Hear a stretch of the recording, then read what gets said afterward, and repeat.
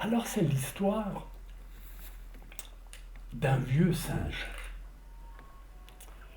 Les singes sont très malins. Il faut toujours se méfier d'un vieux singe. Vous savez, et lorsqu'on dit « on n'apprend pas à un vieux singe à faire des grimaces », il y a quelque chose de très vrai là-dedans. Parce que nous faisons tous des grimaces et à un certain moment, tous dans notre vie, nous sommes de petits singes. Mais l'histoire que je vais vous raconter du singe que je connais, alors celui-là, il était vraiment très malin. C'était le roi des singes. Le roi des singes. Parce qu'à l'époque, évidemment, que je vous raconte, les singes vivaient en royauté. Ils avaient un roi, mais uniquement celui qui faisait les grimaces les plus extraordinaires. Celui-là devenait roi. Ils se réunissaient et ils décidaient, tous les 5 ans, c'est un peu comme les maires aujourd'hui. Ils font le singe aussi dans les villages. Mais là, alors là, on se réunissait, on se disait, tiens, il y en a peut-être un qui fait encore plus de grimaces que l'autre. Et alors on le choisissait de nouveau pour être le nouveau maire. Non, pardon, excusez-moi, pour être le nouveau singe. Et alors ça changeait. Mais l'histoire du singe que je vais vous raconter, ce singe-là se disait, moi, je suis élu pour longtemps, et là, je ne crains strictement personne. Il avait tort. Il faut toujours se méfier. Et un beau matin, le singe arrive, comme d'habitude, dans son beau palais, et il voulait s'asseoir sur son trône. Et il voulait faire le singe. C'est-à-dire, les gens venaient, se plaignaient, ils avaient toujours quelque chose à raconter, et ils rendaient la justice. Comme les rois singes. Et voilà qu'un beau matin, en arrivant chez lui, il y avait un jeune singe sur son trône. Il était effrayé. Il pensait que parce qu'il avait encore quelques petits muscles, il pensait que jamais personne n'oserait se mettre à sa place. Il s'était trompé. Et là, se dit le singe dans sa tête, moi, je ne veux pas me bagarrer. Parce que si jamais il est plus fort que moi, je vais perdre. Et alors, qu'est-ce que je gagne ? Il va me jeter je ne sais pas où. Peut-être même qu'il va me tuer. Bon, je vais partir et je vais mourir. Le singe décide de partir sans rien dire à personne. Il quitte son palais et jour et nuit, il se promet, il court, il saute, et jusqu'au jour où il arrive sur le bord d'une grande rivière. Les singes ne savent pas nager.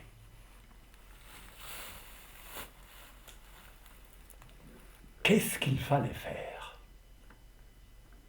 Oh, se dit le singe, de toute façon, j'ai décidé de mourir, eh bien c'est là que je vais mourir.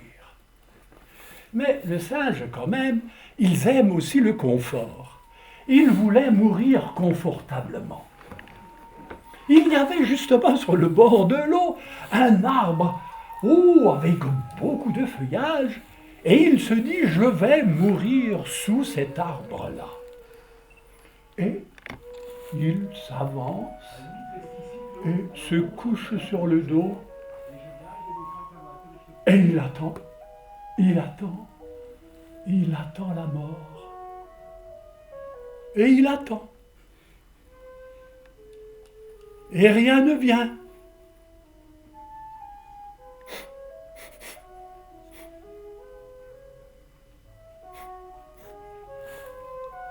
Oh, mais qu'est-ce que c'est cette odeur?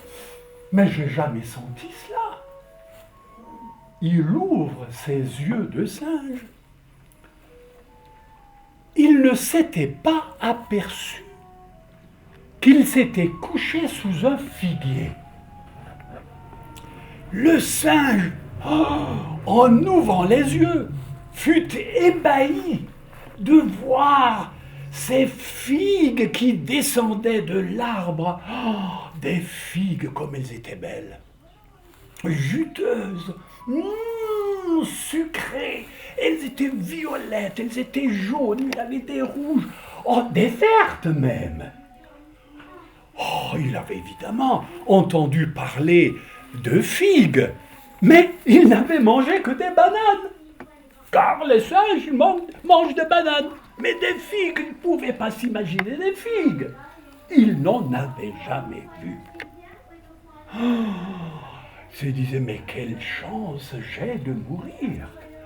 Oh, j'oublie mon trône, j'oublie mon palais, mais c'est très bien, je vais manger des figues, je vais mourir. Et alors là, il détache une figue. Oh, le sucre et le jus lui coulaient le long de la barbe. Il avait la bouche pleine. Oh, qu'est-ce qu'elles étaient bonnes, ces figues! C'était bien mieux que du miel, bien mieux que du sucre. C'était des figues.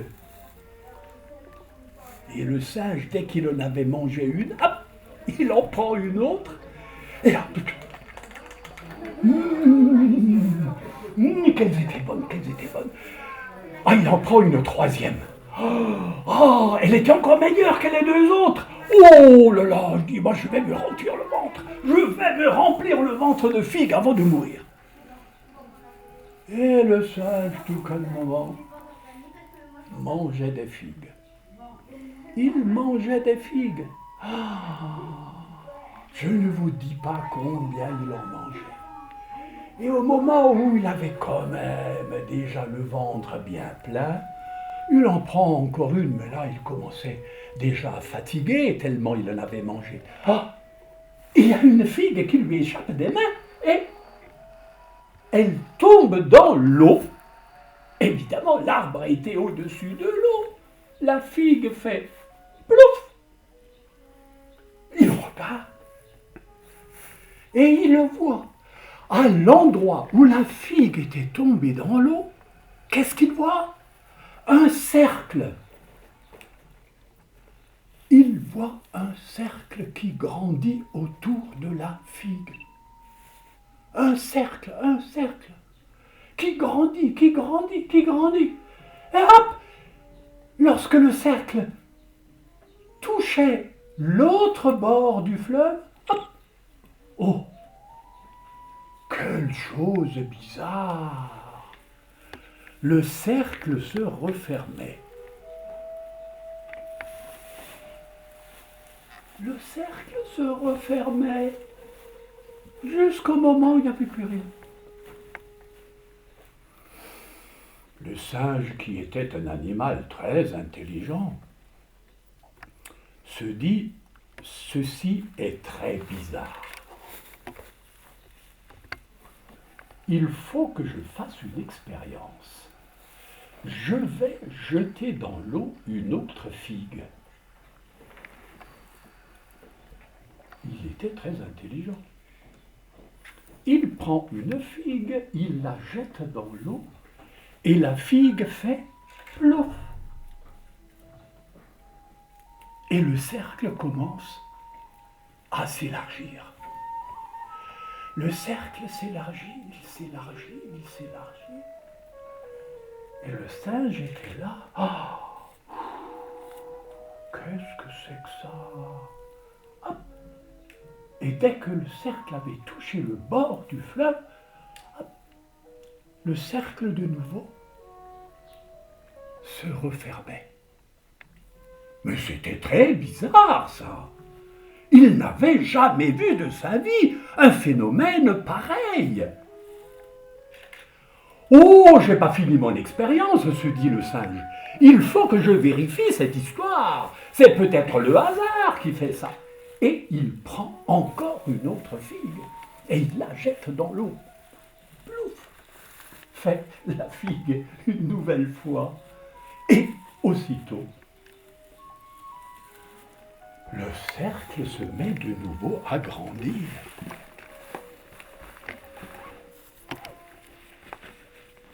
Le singe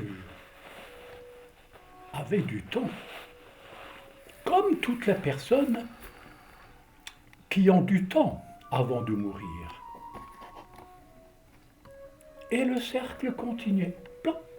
Il butait contre le rivage et hop, le cercle se refermait.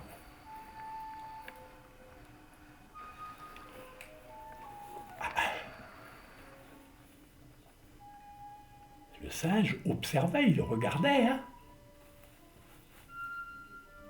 Il regardait et il dit, oh là là, je sens, ça va disparaître. Et voilà. Avant même qu'il ait fini sa phrase, le cercle avait disparu. Et le singe se dit, ça, c'est pas normal.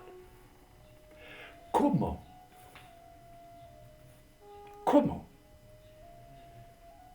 je jette une figue dans l'eau? Elle fait plouf, et là, il y a un cercle. Et il se dit, mais si je raconte ça à quelqu'un, il ne veut pas me croire. Ah, mais peut-être que j'ai mal regardé, se dit le singe. C'est peut-être une hallucination. Oh, je dis, moi je vais avoir le cœur net. Hein. Moi je veux vérifier si j'ai une hallucination. Il cueille une autre figue et il la jette de nouveau dans l'eau. Plouf, fait la figue. Et hop. Le cercle de nouveau s'ouvre.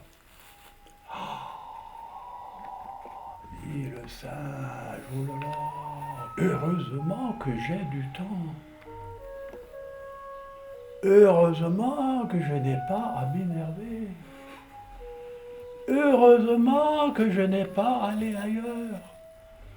Ah, heureusement que je n'ai plus rien à faire. Parce que là, je vais observer. Et je vais prendre mon temps. Hop! Le cercle a touché le bord du fleuve. Et voilà. Et là, le singe se dit, bon, je connais le truc maintenant. Je connais le truc et de toute façon, j'attends. Je vais attendre jusqu'à ce qu'il disparaisse. Et le singe commençait à s'amuser avec ça. Il se disait, mais ça c'est vraiment très curieux. Et il faisait des raisonnements, il faisait presque de la philosophie. Ben, comment Il était en train de penser, le cercle avait disparu. Il dit, ah, ça c'est dommage, j'étais en train de voir quelque chose, peut-être que j'allais comprendre. Et il fallait que ça disparaisse. Ah, dis donc, aucune importance. Il prend une autre figue, plouf, et ça redémarre. Là, il faut que je regarde de près. Alors, je dis, je vais regarder, je regarde, bon, il ne voyait pas grand-chose, il voyait le cercle qui augmentait. Seulement, il commençait par se dire, quand est-ce que ça va terminer, cette histoire? Voilà, ça augmentait, il dit, attention.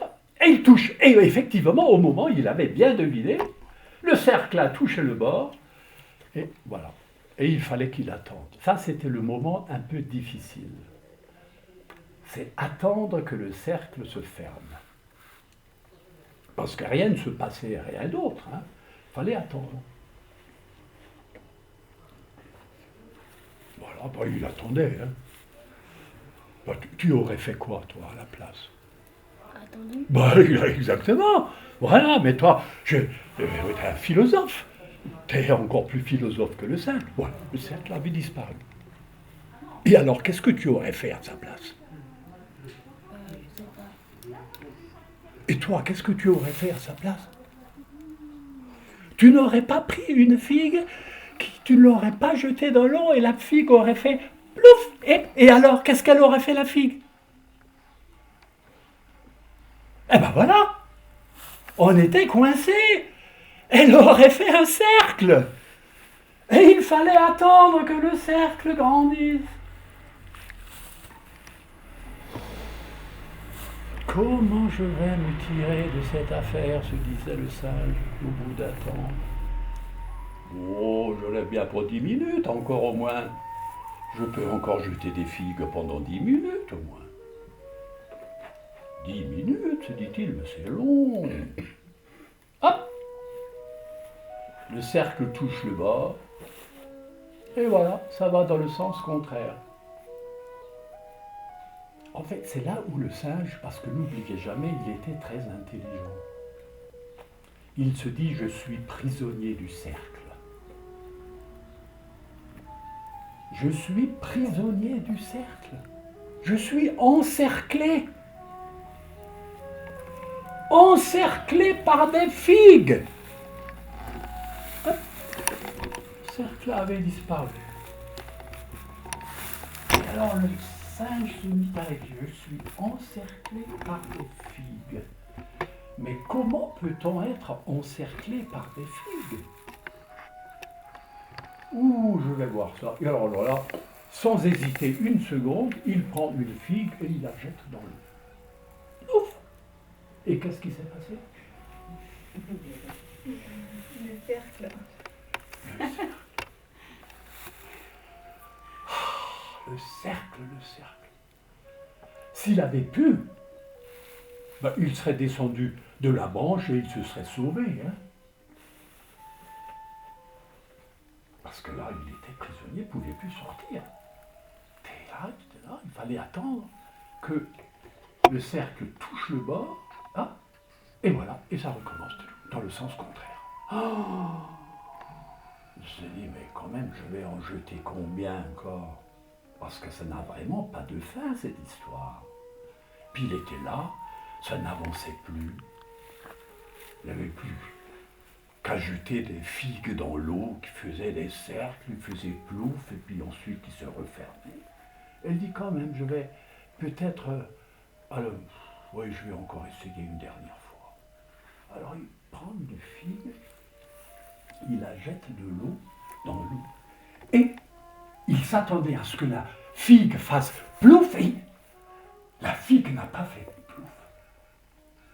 N'en jette plus! N'en jette plus! Cria une voix.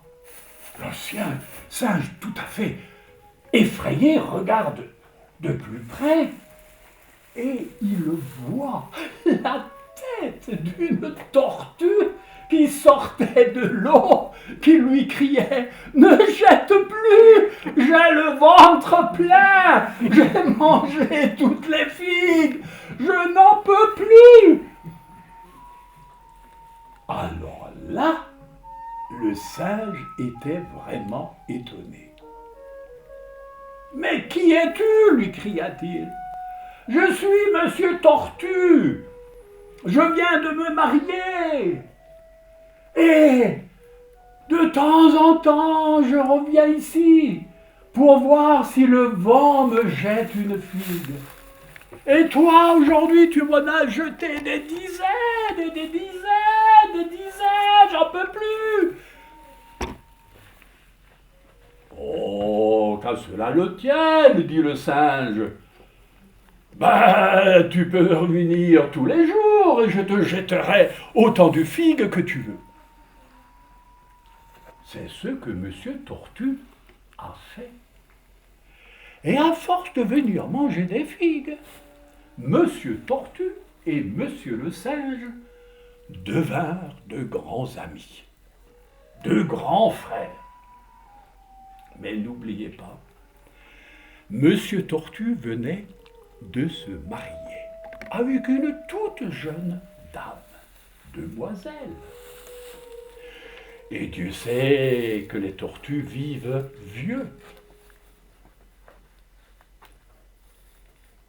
Et la petite demoiselle commençait à se poser des questions. Pourquoi son vieux mari partait tous les après-midi de l'autre côté du fleuve pour discuter avec un singe qui lui donnait à manger des figues. Ouh, se disait-elle, il y a là quelque chose de pas très net. Comme elle n'avait pas beaucoup d'expérience, cette demoiselle, elle alla trouver sa voisine qui était une très vieille tortue. Oh, et la vieille tortue, ma pauvre petite, que tu es sotte. Que tu es sotte. Lorsque ton mari va repartir, laisse-le repartir. Et lorsqu'il reviendra et que tu entendras ses pas sur la plage, mets-toi à crier « Je vais mourir, je vais mourir, je vais mourir !» Ah bon? Et pourquoi je dois crier ça? Que tu es bête, lui fait la vieille tortue. Mais tu vas affoler Monsieur Tortue de cette manière. Et tu ajouteras « Il me faut le cœur d'un singe, il me faut le cœur d'un singe pour ne pas mourir. » Monsieur Tortue, le lendemain, part comme d'habitude retrouver son frère, Monsieur le singe. Et le soir, il revient.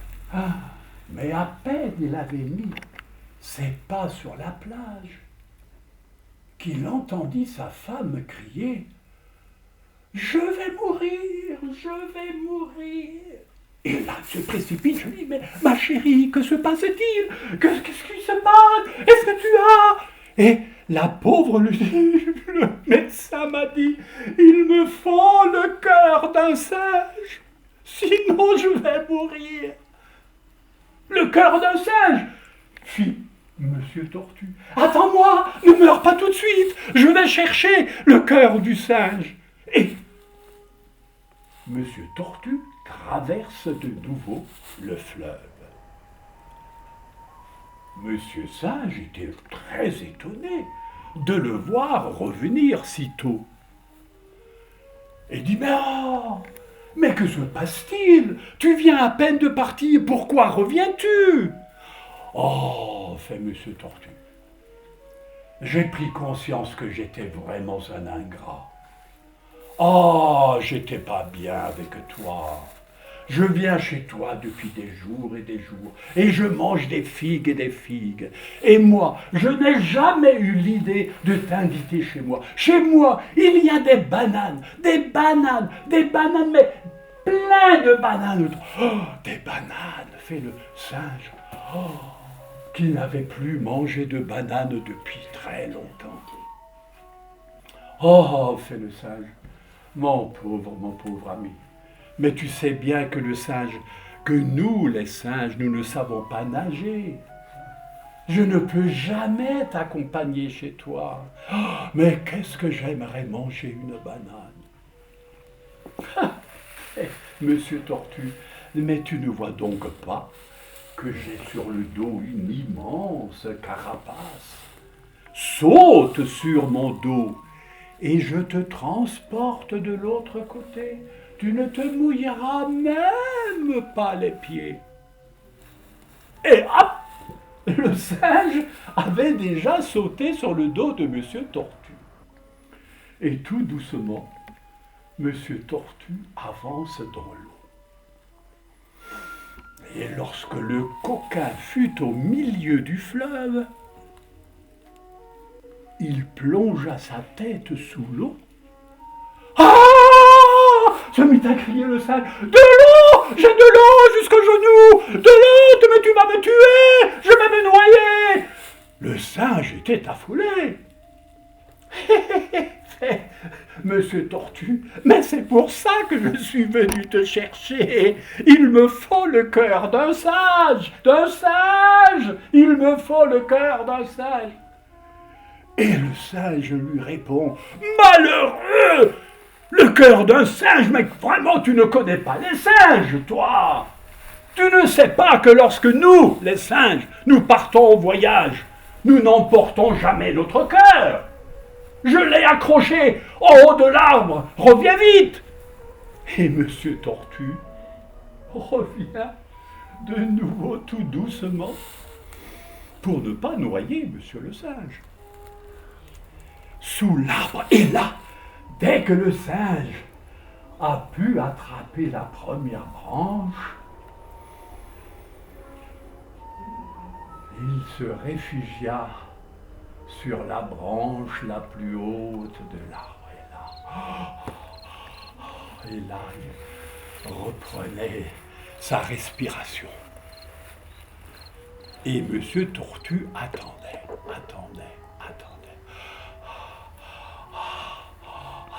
Respirait le singe.